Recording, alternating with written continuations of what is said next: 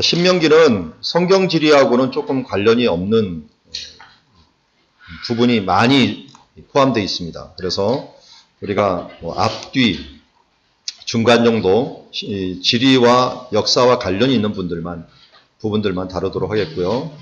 주로 많은 부분들은 율법을 말하는 법령을 얘기하는 법령 말하는 채로 되어 있어요. 히브리어도 그래서 여러 가지 채가 있는데 하나는 완료형, 미완료형 이런 식으로 있는 것뿐만 아니라 채가 있죠. 시를 쓰는 형, 그리고 이야기를 쓰는 형. 그런데 그 중에 하나가 법령을 말하는 형으로 이게 기록되어 있어요. 그래서 히브리어 문체가 거의 한 3개의 채가 되어 있는데 그 중에 하나가 모세오경에 뭐뭐하라 하는 식으로 되어 있어 갖고 바이크톨 폼이 주로 역사를 많이 치는데 이거는 이크톨 폼이라고 하는 폼으로 기록되어 있습니다.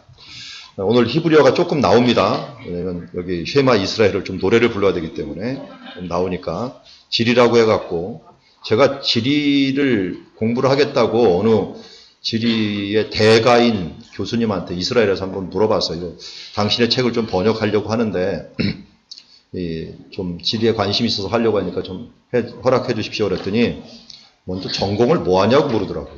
전공. 제가 어떻게 하다 보니까 성경 번역을 합니다 그랬더니 그러면 하래요. 지리를 하면은 번역을 못 한대요. 지리를 하면은 히브리어를 할 줄 알아야지 이름도 히브리어고 또 이 전체 흐름에서 이야기도 히브리어로 되어 있기 때문에 히브리어나 언어를 알지 못하면은 이해하기가 힘들다 그러더라고요. 여러분들이 아마 히브리어, 헬라어 공부하는 게 좀 싫을 텐데 저도 별로 좋아하진 않아요. 왜냐하면 해봤자 목회하는 현장에서 1, 2%도 안 써요. 그런 걸 뭐토록 공부하냐 했는데 이게 기초라는 것은 보이지 않아요. 1, 2%밖에 사용을 안 하는데 이게 나중에 가면 기초가 돼 있어갖고 이걸 또 무시할 수가 없는 거예요. 여러분들 이 건물 지을 때도 기초는 안 보이잖아요. 근데 그 기초가 없으면 집이 흔들거려요. 나중에 무너져 버리고. 그래서 이 신학교 때 할 수 없이 여러분들이 이 언어를 해봐야 되는 것이 언어는 뭘 포함하냐면 문화와 사상을 같이 포함하고 있어요. 그래서 그냥 언어만 공부하지 마시고 언어 공부할 때는 반드시 이게 왜 이렇게 표현되었는가 하는 부분들을 같이 공부하셔야 돼요. 그러면은 그들의 문화와 그들의 풍습, 또 생각, 개념 이런 부분들을 알 수 있는 좋은 계기가 될 것입니다. 그래서 언어를 공부하는 것들을 그냥 문자만 외우듯이 막 하지 마시고 저는 문체를 많이 보도록 해요. 그래서 제가 창세기 할 때도 한번 언급한 것 같은데 동사가 앞에 오잖아요. 근데 우리나라 글자는 동사가 뒤에 오잖아요. 그래서 동사를 한번 오른쪽 밀기로 해갖고 동사만 탁탁탁 끊어보세요. 그러면 히브리어의 맛이 나옵니다. 왜냐하면 히브리어는 동사를 맨 처음에 말하고 동사를 자꾸 끊어서 얘기해요. 뭐뭐하였고 하면서 끊어서 단문체로 이야기하기 때문에 그걸 우리 식으로 보려면은 뒤에 가던 동사를 우리나라 동사, 한글 동사를 뒤에서 딱딱딱 엔터만 쳐갖고 오른쪽으로 딱 몰아버리면 그 이야기의 흐름이 딱 보여요.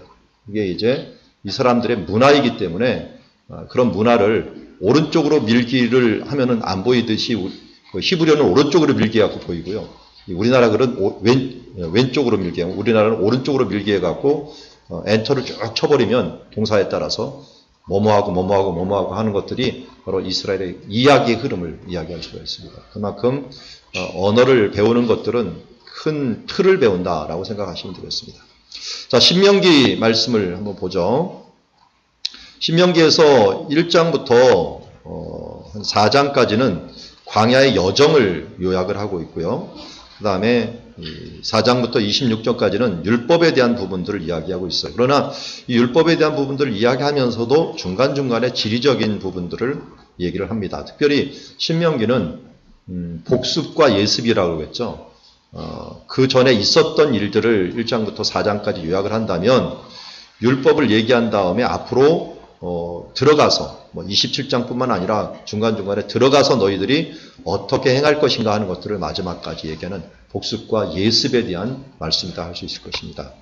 자, 그래서 우리는 지난주까지 보았던 민수기까지 보았던 말씀 중에 이 그대못 광야로 쳐들어와서 전쟁하는 장면도 봤어요. 여기서 어느 왕과 싸웠죠? 헤스본 왕 시온과 전쟁이 있었죠.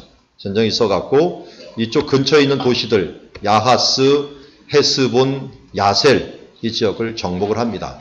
정복을 하고 여기서 끝나지 않고 왕의 대로를 따라서 쭉 올라가다 보니까 에드레이에서 누구를 만나냐면 바산왕 옥을 만납니다. 바산왕 옥. 그래서 졸지에 모세가 두 지역의 사람들을 정복을 합니다. 하나는 길르앗 지역의 사람들과 바산 지역의 왕을 정복을 하게 됩니다. 길르앗을 다스리고 있었던 사람은 헤스본 왕이었고요. 그리고 바산 지역을 다스리고 있었던 사람은 바산 왕 옥이었습니다. 옥이었는데 고고학적인 자료를 살펴보면은 이때의 길르앗과 바산에는 사람들이 거의 안 살았어요. 사람들이 많지가 않았기 때문에 중심 도시 하나만 딱 치면은 그 주변을 다 칠 수 있을 그런 도시였고요. 이 지역의 특징은 정복하기가 굉장히 쉽다는 거예요. 왜냐하면 안전한 산지가 없기 때문에 평지예요. 고원지대다 보니까 정복하기도 쉽고 반대로 정복당하기도 쉬운 곳이 바로 이것입니다. 그래서 차지하기는 쉽지만 방어하기가 어려운 땅 중에 하나였는데 그래서 하나님은 이 땅을 가나안 땅이라고 하지 않았어요. 성경에서 분명히 길르앗은 가나안 땅이 아닙니다. 길르앗은 갈르엣이라는 말에서 나왔다 그랬죠. 갈르엣은 어떤 뜻입니까? 갈르엣의 뜻이 증거의 무더기라는 뜻이죠. 아람어로는 뭐라고 불러요? 여갈사하두다 라고 그러는데 이 말은 증거의 무더기, 엣이라는 말, 엣이라는 게 증거라는 뜻이고 이 갈르가 무더기라는 뜻인데 증거의 무더기라는 말에서 갈르엣에서 길르앗이 나온 것이죠. 근데 이걸 왜 쌓았어요? 쌓을 때. 이때 라반하고 아람 족속 라반이죠. 라반과 이 야곱하고 이 중간지대를 두는 거예요. 한마디로 넘어오지도 말고 우리가 넘어가지도 않는다. 한마디로 길르앗은 완충지대. 완충지대. 이스라엘을 위한 완충지대였고 아람도 이 아람 족속에 해당하는 이 사람들도 여기는 넘어오지 말자. 중간지대였는데 이것을 차지하면서 여기를 먼저 선점하면서 어떻게 보면 중간지대를 차지했다라고 할 수가 있어요. 그렇지만 이 부분들을 분배받는 것은 굉장히 위험했어요. 당장은 편한 것 같았지만 당장은 자기네가 힘이 있어서 유목민들이 힘이 있을 수 있었던 것은 한꺼번에 몰려오기 때문에 그 몰려오는데 뒤에 특별히 가족이 있으면 가족이 뒤에 있고 앞에 군사가 있으면요 이 군사들은 거의 천하무적입니다. 왜냐하면 자기가 뚫려버리면 어떻게 돼요? 가족이 죽어버려요. 그렇기 때문에 이스라엘의 이 유목민보다 강한 이 힘이 이 어느 지역에서 당할 수가 없는 그런 힘을 가진 사람들이었어요. 근데 문제는 유목민 특성을 가졌던 이 사람들이 흩어지면은 힘이 너무 약해져요. 흩어져 살기 때문에. 그렇기 때문에 이 길르앗 쪽에서 사는 것들은 어떻게 보면 굉장히 위험한 일이었는데 당장 보기에 좋은 것 때문에 나중에 어느 지파가 받습니까? 루벤, 갓, 그리고 므낫세 반지파가 여기서 분배를 받게 되죠. 여러분 지도에 보면은 나와 있습니다. 그리고 이스라엘은 이것을 차지하고 나서 느보산 앞에 있는 모압 평지라는 곳에 모여서 한 달여 동안 여기서 마무리를 하게 됩니다. 앞에 보이는 이제 지도가 지금 모압 평지라고 하는 곳이에요. 모압 평지. 잘 보면 여기 아래 지금 넓은 공간 있죠. 여기가 이 요단 계곡입니다. 요단 계곡. 뿌옇갖고 안 보이는데 요단 계곡 요 근처가 여리고고요. 더 멀리 희미하게 보이는지 모르겠는데 여기가 유다 산지, 에브라임 산지가 있는 쪽에. 그러니까 계곡을 넘어서 멀리 있는 곳이 또 가나안 땅이 보이게 됩니다. 그러니까 요단강을 넘으면 산지로 넘어가게 되죠. 근데 여기서 보면 여리고 쪽에서 이쪽을 쳐다보면 이 넓은 분지 같은 이 모압 평지에 사람들이 있으면요. 사람이 일단 안 보여요. 그런데 위에서는 쳐다볼 수 있어도 아래서는 안 보이기 때문에 사람이 얼마나 되는지 어떻게 보면 제일 무서운 적은 보이지 않는 적이죠. 분명히 많다고 하고 이 애굽까지도 물리치고 왔다고 하는 그런 사람, 밀물듯이 밀려왔다는 사람들이 적이 안 보이니까 더 두려운 적으로 그들에게 자리 잡고 있었을 것 같습니다. 그래서 나중에 여호수아가 정탐꾼을 보냈더니 그들의 마음이 녹았다라고 하는 표현은 이런 보이지 않는 적들이 그들에게 더 어렵고 힘들었다. 이 길, 요르단 제가 신대원 학생들하고 이 성지순례 갔을 텐데 차 2대를 가지고 전 뒷차를 타고 가서 한번 찍었는데 이 길이 소위 뭐냐면 도깨비 도로예요. 도깨비 도로가 뭔지 아시죠? 예, 내려가는 것 같은데 올라가는 것. 그 도로처럼 평지인데 보이는 착시 현상이 일어나는 그런 도로 중에 하나입니다. 자, 여기에서 신명기에서는 신명기 2장에서는 이 근처에 있었던 족속들을 이야기를 합니다.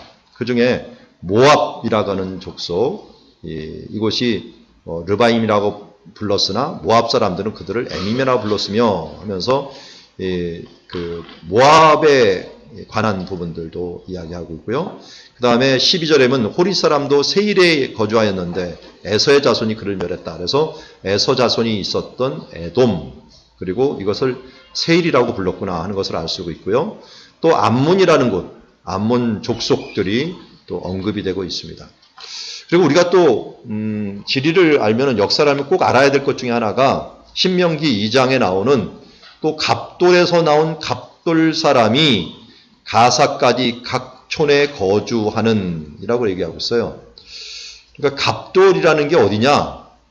갑돌은 크레테를 말해요. 크레테. 우리 디도서를 쓴 곳이 어디입니까?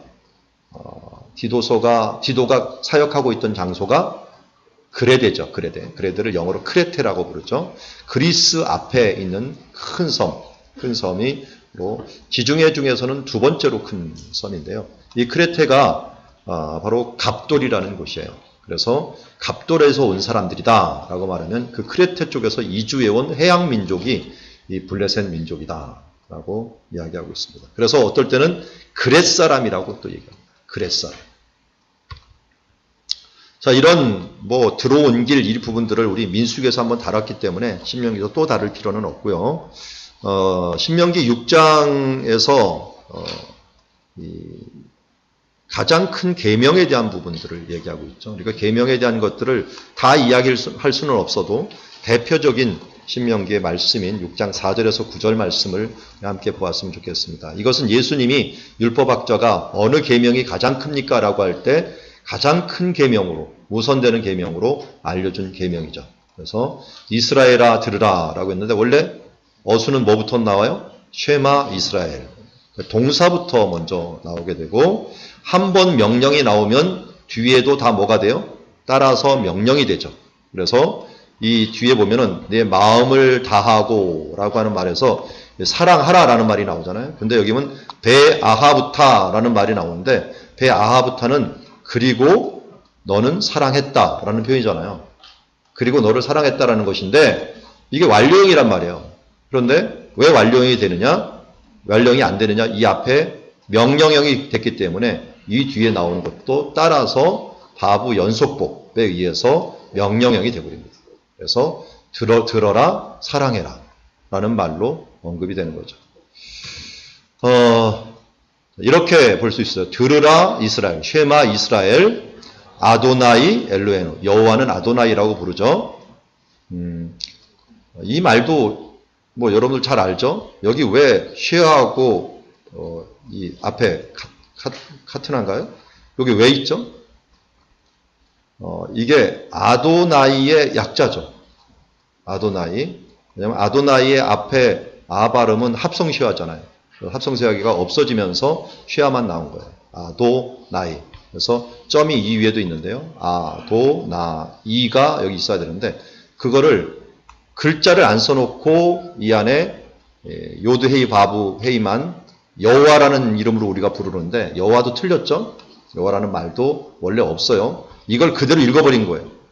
이 말을. 아도나이가 있는데 아도나이를 여기다 붙였는데 그걸 갖다가 예호와 이렇게 읽어버렸는데 이것도 엄청나게 잘못 읽은 단어죠. 어떤 사람은 또 야훼라고 불러요. 야훼는 또 왜 그랬느냐?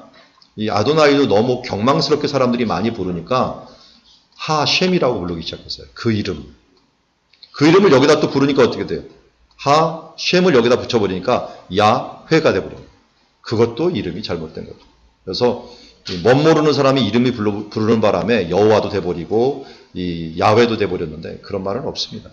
여호와의 이름은 하도 안 부르다 보니까 몸을 잊어버린 거예요. 몸을 잊어버리고 요드 헤이 바부 헤이 이렇게만 기억이 된 거죠.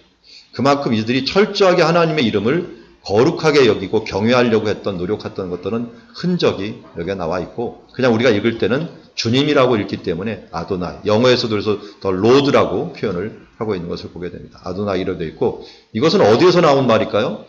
출애굽기에서 나온 말이에요. 스스로 있는 자다. 하야 동사에서 나온, 하야 동사에서 앞으로 계속 있을 뿐, 지금도 있고 앞으로도 계속 있을 뿐, 하야 동사에서 나온 나는 스스로 있는 자다라는 표현에서 나온 표현입니다. 어쨌든 여기서 아도나이 엘로헤누는 딱 끊을 수도 있어요. 여호와는 우리의 하나님이시다. 간단하죠, 어떻게 보면. 그러면 아도나이 에하드, 여호와는 한 분이시다. 유일하신 분이시다. 근데 우리나라 성경 번역에는 어떻게 돼 있어요?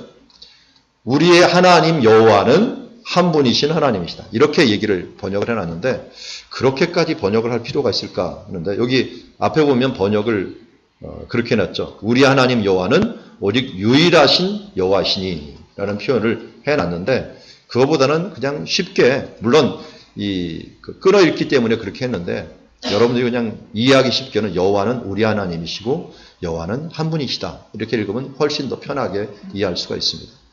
그리고 그분을 그 여호와 엘로헤이카 너의 하나님을 사랑해라. 어떻게 해요? 베콜 모든 것을 다해 레바브카 레바브 너의 마음을 다해서 우 베콜 나프셰카 내 목숨을 다해서 우베콜 메오데카 너의 최선 내 힘을 다해서 하나님을 사랑하라고 하는 이 계명이 이제 신명기에서 가장 중요한 계명으로서 자리 잡게 되었고, 이스라엘 사람들은 이 부분들을 매일 아침 매일 저녁에 소리를 내서 노래이면서 기도하면서 하루를 마감하고 하루를 시작하게 됩니다. 이게 무슨 개념을 만들게 되냐면요, 자기 정체성을 만들게 돼요. 지금 자존감이라고 하는 말을 많이 쓰죠. 사람들이 자존감이 있어야 된다. 자신감이 아니라 자존감은 굉장히 중요한데, 이건 자기 정체성이에요. 나는 어떤 사람인가. 이것 때문에 이 부모로부터 버림을 받은 사람이라든지 아니면 입양을 간 사람, 이 사람들 자꾸 뿌리를 찾으려고 하는 게 나는 어떤 사람인가 하는 부분인데, 이 성경에서 이 부분들을 강조해요. 들으라 이스라엘아, 하나님이 우리 하나님이시오.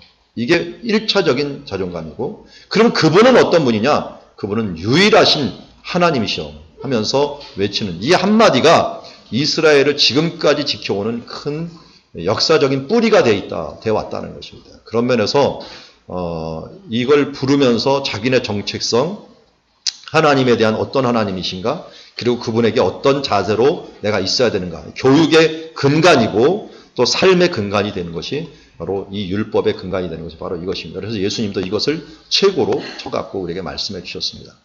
자, 노래 아는 사람도 있을 테니까요. 요 한마디만 같이 불러볼까요? 두 번 한번 연속해서 불러보겠습니다.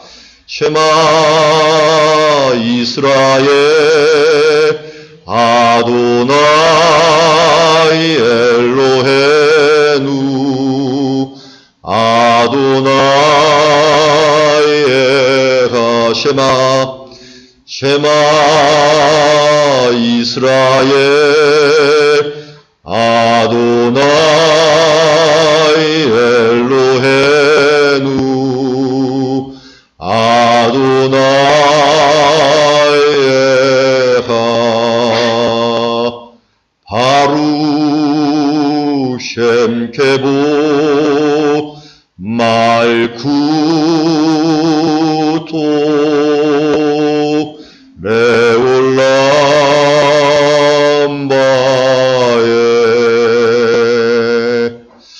뒤에 말은 이제 이스라엘에서 그 뒤에 덧붙인 건데요. 바룩은 축복하다라는 뜻이거든요.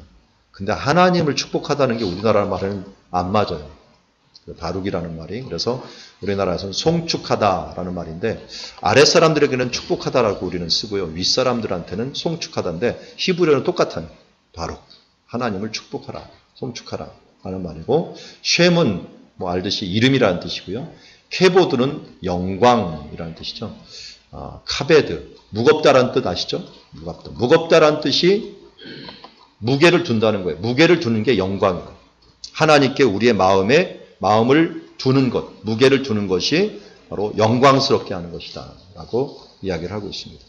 말쿠토, 멜렉이라는 말에서 나온 말로 그의 왕국이라는 것이고, 올람이 영원이라는 것이죠. 그리고 아드까지, 아드인데 영원까지라고 하는 표현을 통해서 이스라엘의 가장 유명한 노래고, 지금도 종교인들은 이 노래를 항상 부르면서 자기의 정체성, 그리고 자기가 나가야 될 방향을 찾는, 예수님은 마가복음에서는 이것을 앞에서 말하고 그 다음 베아하부타, 너는 사랑해라 하면서 우리가 잘 아는 마음을 다하고, 예수님은 이걸 두 가지로 번역을 했죠. 원래 성품을 다하고 힘을 당하였는데 그 성품에서 이 목숨까지 생명을 다하고라는 말로 덧붙여 갖고 설명을 한 것을 보게 됩니다.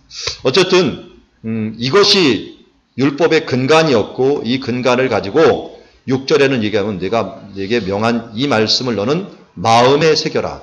마음에 새기는 방법을 7절부터 얘기하고 있어요. 어떻게 새기느냐? 내 자녀에게 부지런히 가르치며 집에 앉았을 때든지 길을 갈 때든지 누웠을 때든지 일어날 때든지 말씀을 강론하라.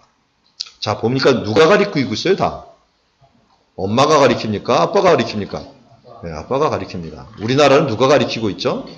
네, 다 엄마가 가르쳐서 아빠의 무관심과 할아버지의 재력이 그 아이들의 수준을 결정한다라고 얘기를 하는데, 자, 이런 잘못된 문화에서 좀 문화를 바꾸셔야 돼요. 우리 근데 유교 문화가 이걸 어떻게 보면 만들어 놓은 격도 있고요. 우리 선조 목회자들도 사실 이것에 자유롭지 못해요. 제가 존경하는 오카는 목사님도 여기서 자유롭지 못하더라고요. 그래서 그 집 자녀가 비판하듯이 쓴 글이 하나가 있는데 거기에 뭐라고 얘기했냐면, 우리 집의 온전한 가족 사진은 아버지의 관 앞에서 찍은 사진이다 라고 얘기해요. 한 번도 가족 사진을 찍을 수 없을 정도로 교회 하나님의 일에 미쳤는데요. 그것에 일하는 것이, 근데 가장 근본적인 교회가 어디입니까? 가정이에요. 가장 작은 교회. 가장 근본적인 이 교회부터 건강하게 하지 못한다면 어떻게 큰 교회를 세울 수 있겠습니까? 우리가 작은 가정교회부터 바로 세우셔야 돼요. 저도 목사님 아들이지만 저도 아버님이 가정예배를 이끌었던 적이 없던 것 같아요. 예전 분들은 그게 당연한 것처럼 여겼고, 해봤자 저희 어머님이 몇 번 어쩌다 한 번씩 예배를 드렸던 적이 있는데, 그러다 보니까 저도 나도 모르게 우리 자녀들이 태어났는데 가정예배하는 게 어색했어요. 그러다가 어느 순간에 이것을 깨닫게 되면서 사춘기 때 애들이 힘들어하는 것을 보면서, 야, 이건 내가 뭐가 잘못 산 것 같다. 그래서 그때 고치면서 지금은 다른 건 모르지만 가정 예배는 드려요. 꼭 일주일에 한 번씩 모여갖고, 어렸을 때는 강제로 모이게 해갖고 할 수 있었는데 이제 크니까 그게 안 되더라고요. 합의를 봐야 되더라고요. 그냥 합의 정도가 아니라 그때는 뭔가 파티 수준의 뭘 제공을 해야 돼요. 그래서 가장 맛있는 거, 또 그들의 소원을 들어주는 것, 절대적으로 하지 말아야 될 것들도 있더라고요. 잔소리. 이 잔소리를 하면 이 모임이 깨져버려요. 이런 거 하려고 예배 드리냐고 하면서 싫어하다 보니까 잔소리를 모든 잔소리를 다 뒤로 하고, 그리고 가장 맛있는 거, 어떨 때는 우리 아들이 좋아하는 커피숍을 가서 가정 예배를 드리든지, 좋은 맛있는 음식점 얘기하라 그랬고 거기 가갖고 괜히 외식하면서 모임을 갖게 되는데, 그래도 그러다 보니까 거기서 뭐라도 예배를 드리기 위해서 모임을 가지니까 이게 옛날에 있는 대화보다도 훨씬 더 좋은 양질의 대화가 나오더라고요. 자기의 속에 있는 말들이 드디어 나오기 시작하면서 모임에 대해서 참 다 늦게나마 저는 좀 회복한 케이스입니다. 그런데 성경은 분명히 얘기해요. 이 책임이 아버지에게 있다.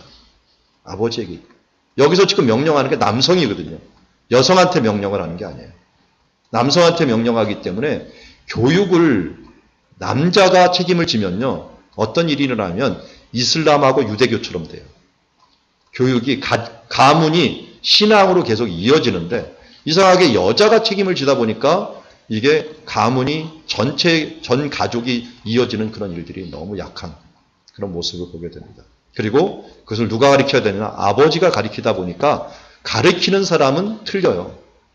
어제 제가 여기 오신 분들도 있는지 모르겠는데 이 책 발표회를 원데이 세미나를 두란노 서원에서 했는데, 사례 발표를 한 분이 이제 한 70, 거의 80 되시는 권사님이 오셔갖고 이 책 전에 여러분들이 가지고 있는 그 땅에 주는 복을 갖고 자기가 공부해갖고 다른 데서 가르치는 일들을 했던 사례를 발표를 했어요. 근데 70이 넘는 분이 이걸 열심히 공부했는데 어느 날 선교사님이 와갖고 그걸 보더니 우리 몽고 지역에 있는 선교사인데 그것도 우리한테 좀 가르쳐달라고 그런 거예요. 근데 자기는 거의 한 7, 8년 동안 열심히 공부했는데 가르치려고 하다 보니까 이게 처음부터 다시 공부를 해야 돼요. 왜냐면 배우는 거하고 가르치는 거는 너무 틀리다는 거예요. 그래서 달달달달 외워갖고 그걸 갖다 가서 가르쳤다고 하는데, 저도 이스라엘에서 공부할 때 좋았던 점 중에 하나는 다른 사람들은 뭐 돈을 번다고 좋아했는데 저는 그것보다 더 좋았던 건 가이드를 했어요. 무슨 가이드냐면 성지 순례 가이드를 해요. 근데 제가 1학년 때 거기 신대원은 아니죠. 그 석사 1학년이 딱 끝나고 나서 공부를 다 했는데 가이드할 기회가 생겼는데 얼마나 좋은지 모르겠어요. 왜냐하면 배웠던 걸 갖다가 이야기를 해줄 수 있습니다. 그러니까 근데 그전에는 배우기만 했는데 이걸 가르쳐 주려니까 또 배웠던 책을 다 읽어갖고 다시 한번 달달달 외워갖고 그걸 갖다가 소개를 하니까 더 선명하게, 더 분명하게 몇 번 하니까 이제 읊을 수 있게 전체 내용이 다 보여지더라고요. 그래서 저는 거기에 있던 우리 교회 전도사님들 중에 그쪽으로 이제 유학을 많이 보냈는데 가서 꼭 이 얘기를 합니다. 가이드를 하라고. 가이드를 최소한 3번 이상을 하라고. 그래야지 나도 모르게 그것을 성지에 대한 걸 얘기하면서 정리가 된다. 여러분들 시작할 때 제가 말씀을 드렸죠. 여러분 가르쳐야 됩니다. 말씀을 가르치지 않고는 내가 정리가 안 돼요.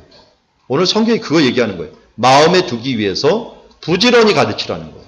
첫 번째 어디서? 가정에서. 가르치다 보면 내가 정리가 되고 그리고 내가 배워야겠다라고 하는 생각이 들죠. 그래서 어떻게 가르치느냐 방법도 알려줘요. 길을 집에 앉았을 때든지 길을 갈 때든지 누웠을 때든지 또 일어날 때든지 쉽게 말하면 어떻게 가르치는 거예요? 언제나 어디서나 가르치라는 거예요. 그래서 이스라엘 가시면 아마 성지순례 가는 데 가시면 이 종교인들이 항상 뭐 책 하나를 들고 있어요. 우리는 핸드폰을 들고 있지만 그 사람들은 그전 핸드폰이 나오기 전부터 소책자를 항상 들고 다녀요. 그게 뭐냐면 기도문이에요. 기도문.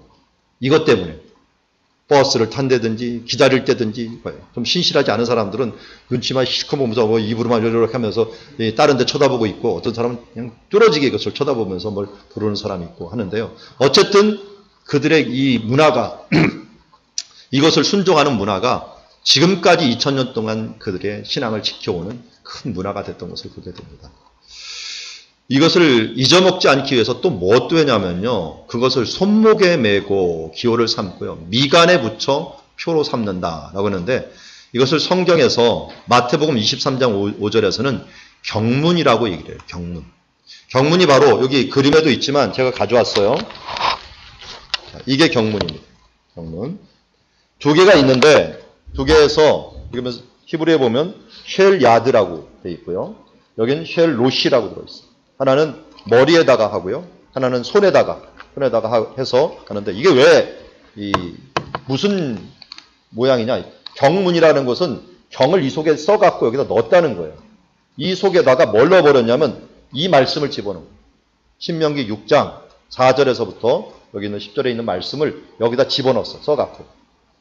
이것만 쓴 게 아니라 요거 똑같은 말을 11장에서 또 한번 얘기해요. 그래서 11장도 같이 써요. 여기다 미간에 붙여라 하는 말을 똑같이 여기 써갖고 여기다 넣고서 이마에 대고서 함께 기도할 때 반드시 써요. 유대인들이 그러더라고요. 예수님도 너희들 이렇게 기도했는데 너희들은 왜 이렇게 기도 안 하냐. 그러고. 예수님도 이렇게 기도했어요. 여기다 이거 대고 이렇게 대고. 그 당시에 모든 사람들이 기도하는 방법 중에 하나가 바로 왜요? 이 말씀을 기억하기 위해서 지난번 민수에게서는 어떻게 했어요? 옷수를 만들었죠. 옷수를 만들었는데 이번에는 경문을 이마에다 대고 여기다 대고서 어떻게든지 말씀을 외울 수 있도록 만들어놨고 이것도 부족해갖고 뭘 했느냐? 문설주에다가 만들어 놓은 게 있죠. 문설주. 어디 있나? 네, 여기. 여기에 있는데 이걸 문에다가 붙이는 거예요. 문.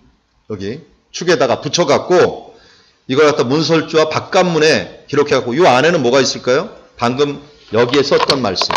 이 말씀을 여기다 또 집어넣어갖고 이걸 놓고서 지나다닐 때마다 이것을 손을 대면서 말씀을 기억하는 것. 이렇게 문화를 만들어 놓은 것이 하나님이 만들어 놓은 문화예요. 근데 우리가 사실은 어느 집안이 학적인 집안이 됐냐 봤더니 주로 공부하는 집안이 학적인 집안이 돼요. 부모들이 공부하는 사람들이 애들도 나도 모르게 공부하고요. 책 읽는 사람이 알아서 책을 읽어요. 그래서 애들 보고 공부해라는 집은 공부 안 해요. 어떤 집이 공부하냐면 부모가 그냥 공부하고 너 알아서 놀아 그러는데 애들은 공부를 해요. 부모가 공부하고 있으면 그걸 보고서 공부를 한단 말이에요. 그런데 여기서도 마찬가지예요.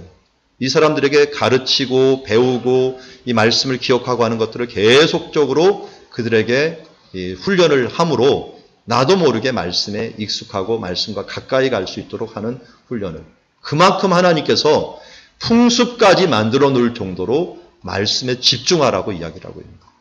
왜? 우리의 기억을 알기 때문에. 그래서 나중에도 보겠지만 이 신명기에서 뒤에 보면은요. 축복의 말씀은 한 1을 하면요. 저주의 말씀을 3을 해요. 사람들이 말씀을 어려울 때는 잘 지키고 하는데 평안할 때 더 안 지켜. 그래서 저주의 경고를 3을 해주는, 그러면서 어떻게든지 말씀을 기억을 해서 그들이 말씀 안에 살도록 하는 것을 보게 됩니다. 신명기 8장은 그동안 광야의 삶들을 요약한 삶이라고 할 수가 있는데요. 우리가 잘 아는 것처럼 만나 이야기를 얘기하면서 사람이 떡으로만 사는 것이 아니라 여호와의 집에서 나오는 모든 말씀으로 산다. 예수님도 이것을 인용하셨죠? 자, 한번 생각을 해보세요. 예수님이 시험을 받은 곳이 어디 근처예요? 여리고 옆에 유다 광야 근처예요. 한번 지도를 보세요. 여리고 근처 앞에가 시험을 받은 곳인데 지금 신명기를 어디에서 기록했어요? 요 맞은편 느보산 있는 곳에 기록한 거예요. 느보산 아래에서.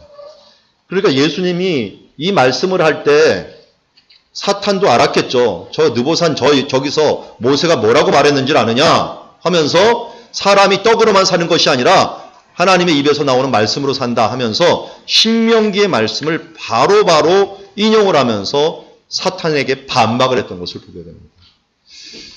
천국에 가서 천국문 앞에 이르렀을 때 예수님이 아마 이렇게 얘기할 거예요. 너는 무슨 근거로 천국에 들어올 수 있느냐. 말하면 여러분들은 무슨 근거를 얘기하겠어요?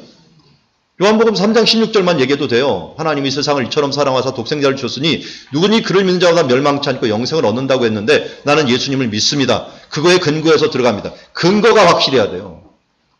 그래서 여러분들 요한복음 3장 16절은 어릴 때부터 계속 부르게 만들어야 돼요. 왜요? 치매 걸려도 기억나게.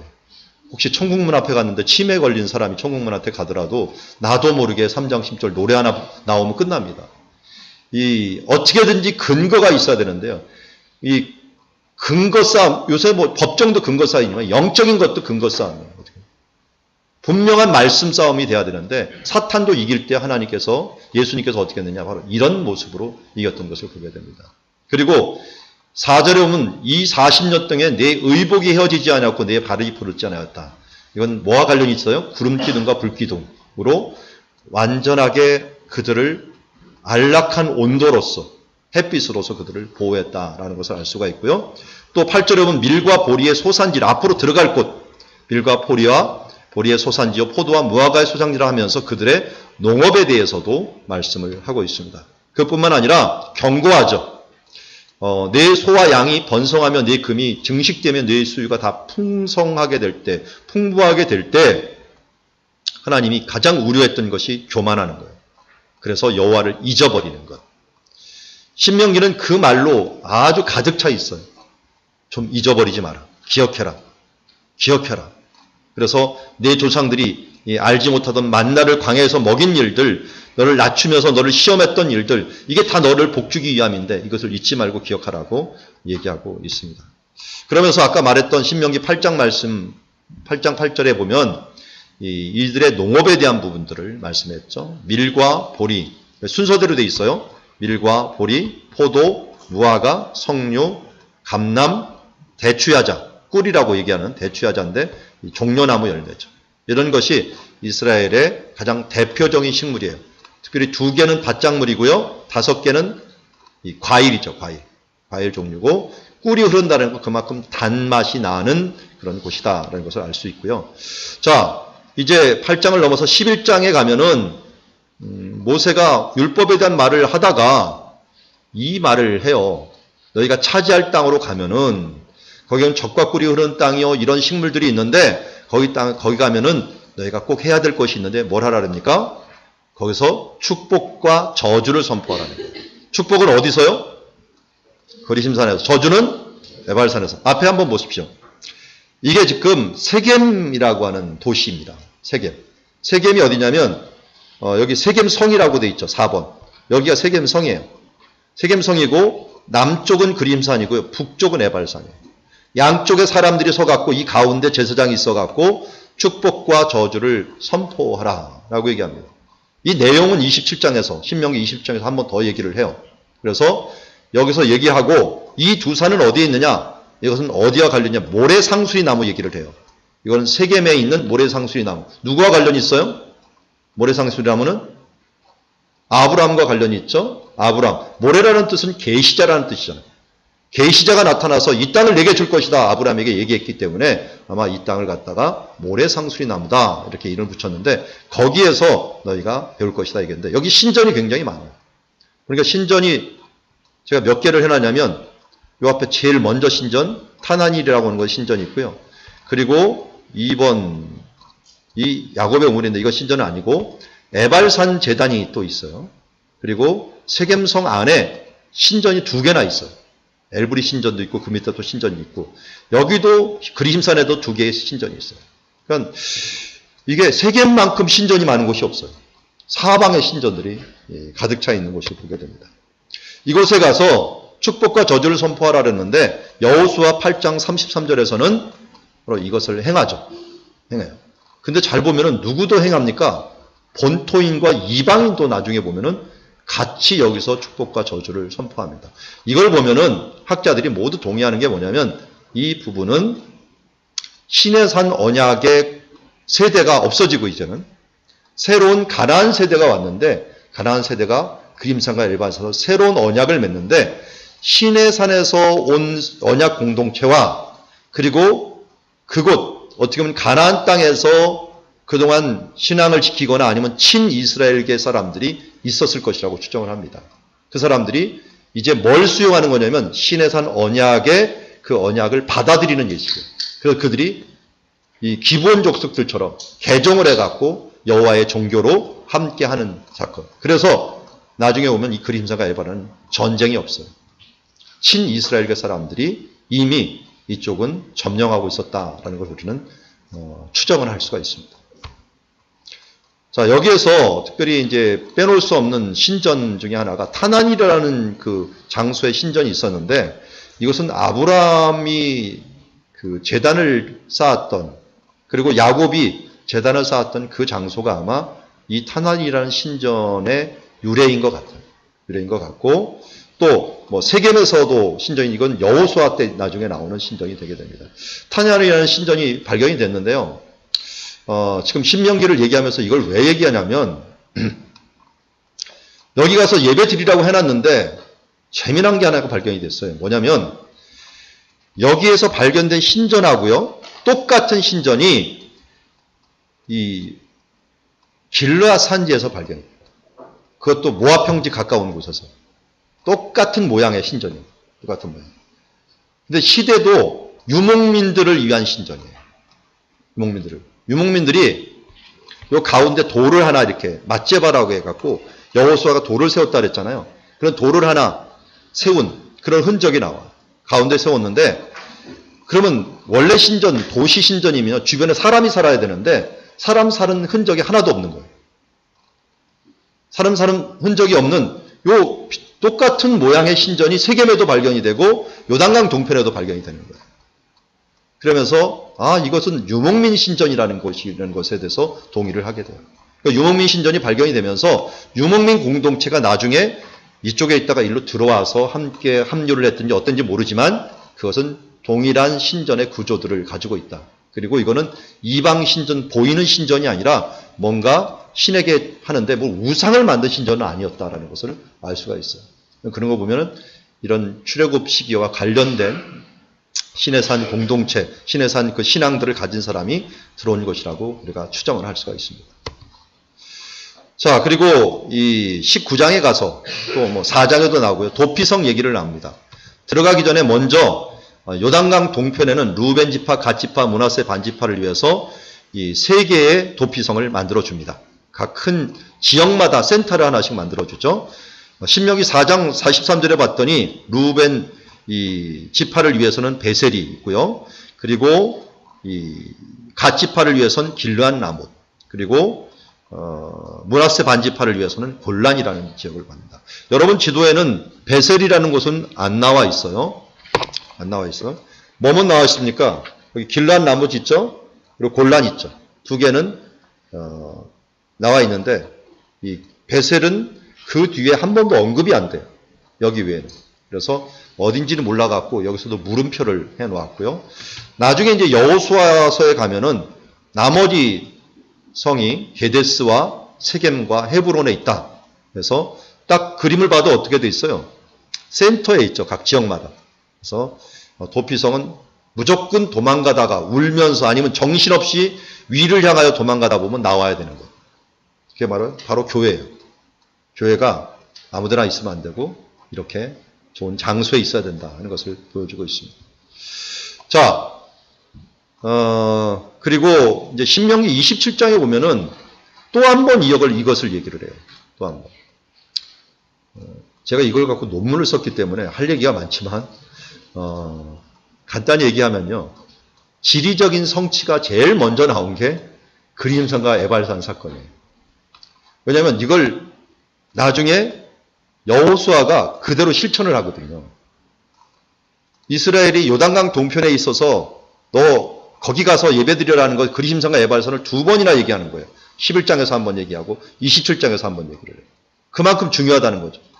다른 것은 다른 성경에는 어디 가서 뭐 하라는 것들을 구체적으로 얘기하는 게 없어요. 그런데 여기는 구체적으로 얘기하고 그 구체적인 사건을 여호수아가 성취를 하는 거예요. 8장에 가서. 지리적인 성취를 이뤄 나가는 거죠. 근데 이것이 거기서만 끝나는 게 아니라 나중에 예수님도 이 장소에 가서 동일하게 예배에 대한 부분들을 이야기하면서 성취가 계속적으로 반복적으로 이루어지고 있다는 것을 보여주고 있습니다. 그래서 여기 가서 또 돌들로 에발산에 석회를 바르고 돌단을 쌓으라 라고 하는 말들도 해 주었고 나중에 이 제단이 발견이 됩니다. 여호수아 시대 때 제단이 발견됩니다. 이건 획기적인 발견인데요. 어쨌든 여호수아서에 가서 조금 더 보도록 하겠습니다. 그러면서 주로 말씀이 신명기는 이제 율법의 말씀이기 때문에요. 이 율법의 말씀을 신명기 30장에 가서 이렇게 요약을 하고 있어요. 같이 한번 읽어볼까요? 시작.